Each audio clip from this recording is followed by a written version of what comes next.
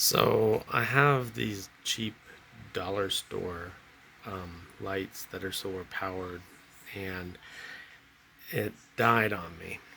And I found that the battery was bad. It is a 2/3 AAA NiCad battery, which is frustrating because to buy an 8 pack of these costs $16 on Amazon, and the actual light itself was only like $1.99. So I don't know how these things can be so expensive.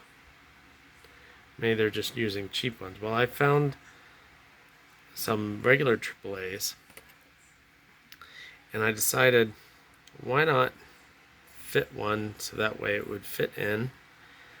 Let me see if I. Oh, can I? No, I can't switch my camera around. Okay. So I I glued the spring in perpendicularly. It originally went across these two plastic ends where the battery's sticking out now, that end and this end.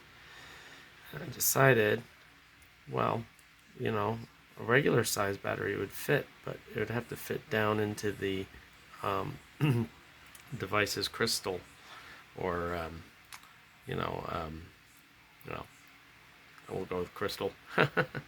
um, so um, then I just ran the positive lead up to the top of the battery and secured it. I drilled a hole for the battery to fit, and to hold it in place I just glued it because the battery was really cheap, and obviously this thing is really cheap. So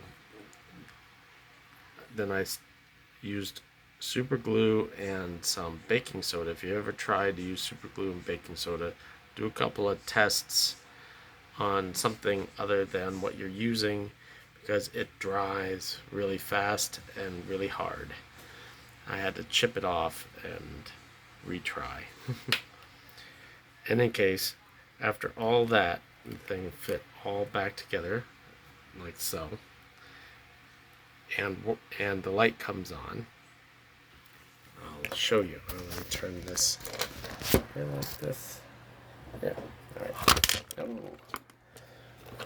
We are having technical difficulties with cameras today. Okay.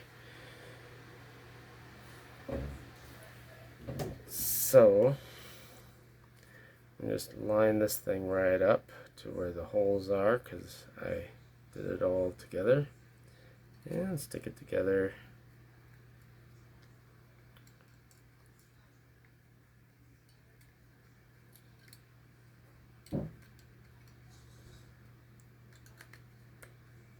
Hard to see exactly.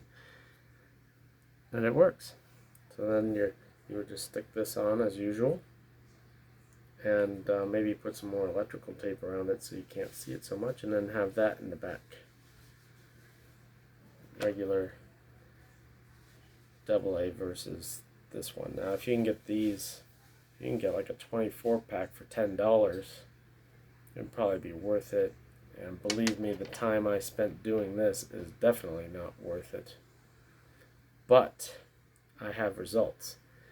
Problem is, now that I've done all that work, I failed to check to see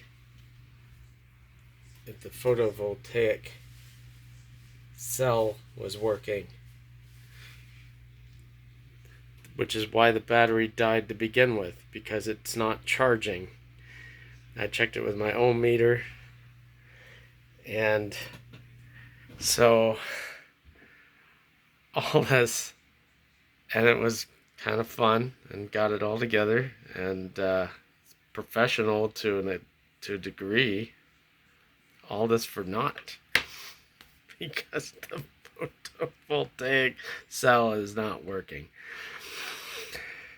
And I'm not going to transplant it. I think I'm just going to throw it out. And, the battery was only like $1 or something. And the stupid thing's only $1.99, which is ridiculously cheap.